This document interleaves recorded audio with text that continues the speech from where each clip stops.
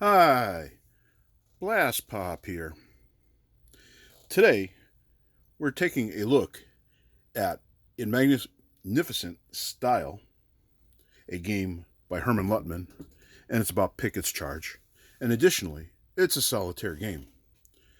Solitaire is probably the only suitable way to capture the game system. Now, I had previously played the Victory Point Games version of this, which was a less deluxe version than this. And that's nothing against that version of it.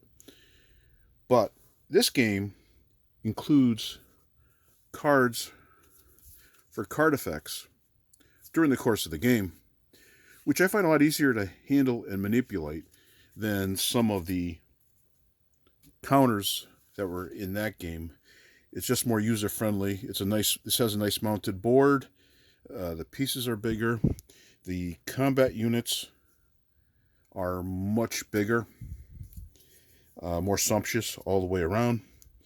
And several of the items graphically have been improved. The rules and box are nicer. So all around, it's a better package.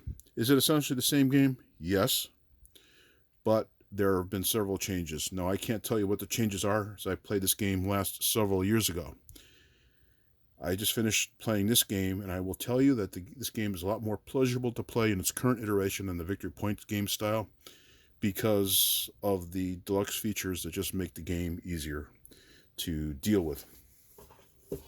And you get a nice 2-inch box, maybe 3-inch box, 2.5-inch box. Very nicely done. Got a nice finish on it. And so anyway, this is an after action report of a game that I had just completed. Now, initially, my plan was to advance up the board to the various sectors. Now, not on the board here, but right here is the end of the first sector of 3 zones. So there's a total of 9 major zones. And then there's smaller ones up at the top here that consist of the Union line. So I did a very measured approach. My plan was on turn 1 to make it up to here. Turn 2 to try to get to here with my forces intact as much as possible. And then spend the third turn trying to consolidate for those units that didn't quite make it, didn't catch up, and so on and so forth, allowing me for turns 4 and 5 to get to the Union lines and hopefully make some headway. The end result was that there's 2 Confederate brigades, Armisteads and Lawrences, which made it across the Union line and were victorious in order of taking some of the ground. Now, merely getting there isn't indicative of the fact that you've actually won the game.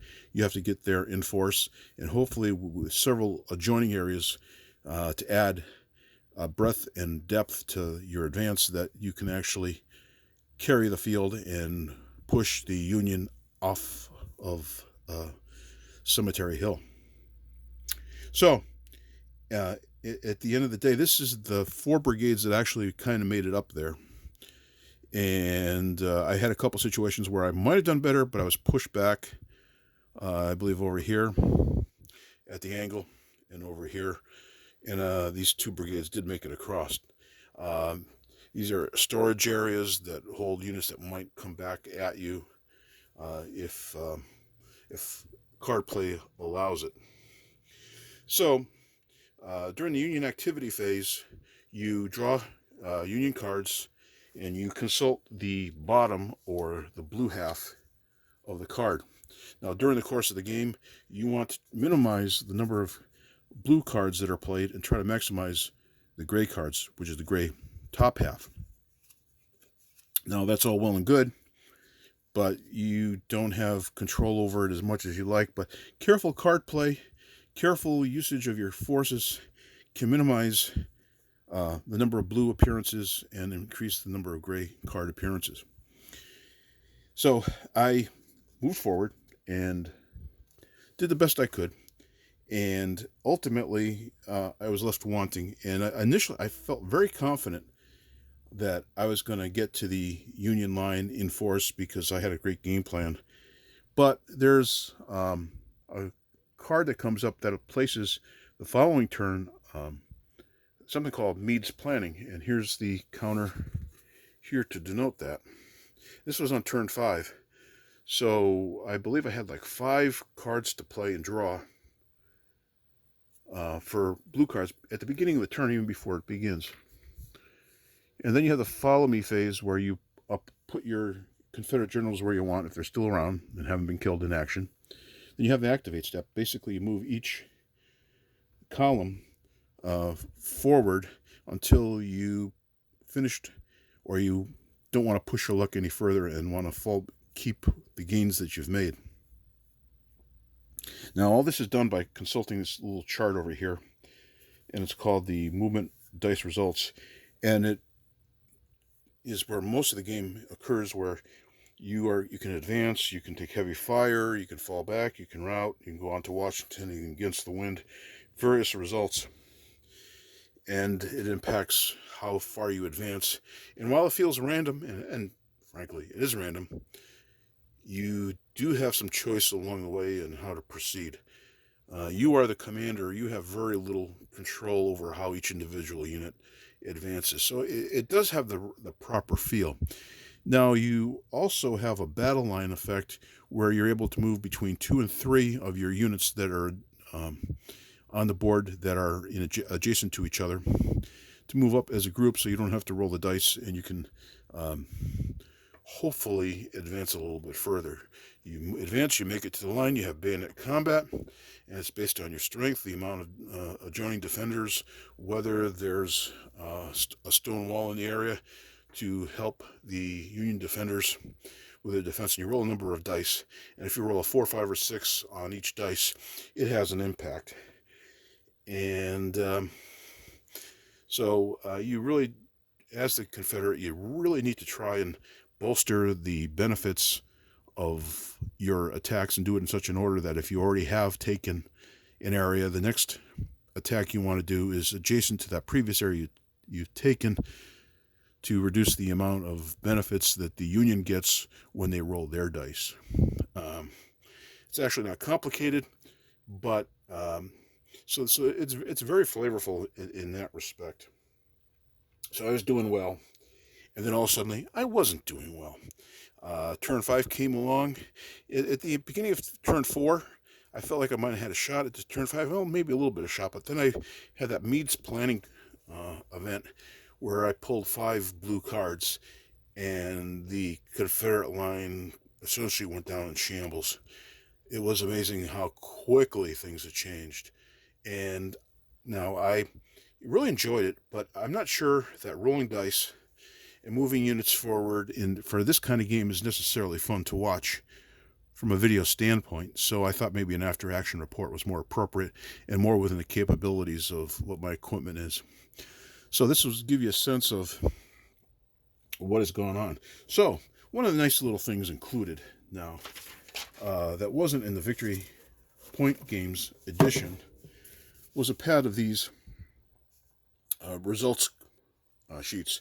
So you have a picture of the map, and at the end of the game you record all the various performance levels to see how you actually did in the game, which is rather nice. So you can review it in posterity and compare your previous games and help you remember, previous games that you had.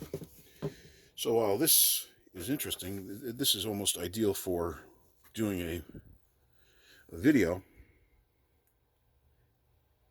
and you can see the results of my action.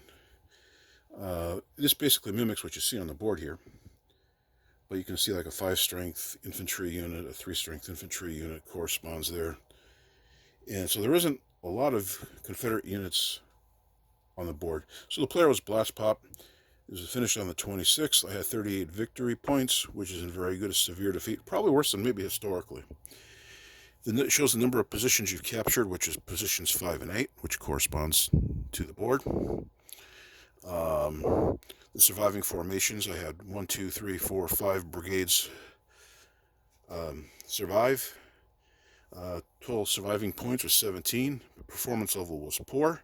All my generals are alive. And then I just made some notes, kind of what I just mentioned to you in the video about my game plan. And so that's rather nice. And it's two sides to these sheets, so you can store multiple games.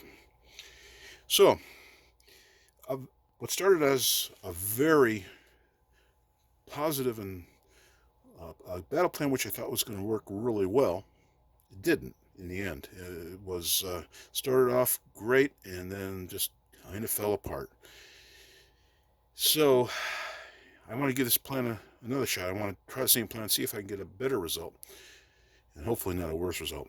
Playing time in this, this is the first time I've played this game in a long time, so it was probably, total playing time was maybe a couple hours, and I was referring back to the rules, and I had a couple questions here and there, and I'm sure that I didn't do everything perfectly the first time out with my reacquaintance with this game. But I enjoyed it very much, and please subscribe, comment, and this has been Blastpop.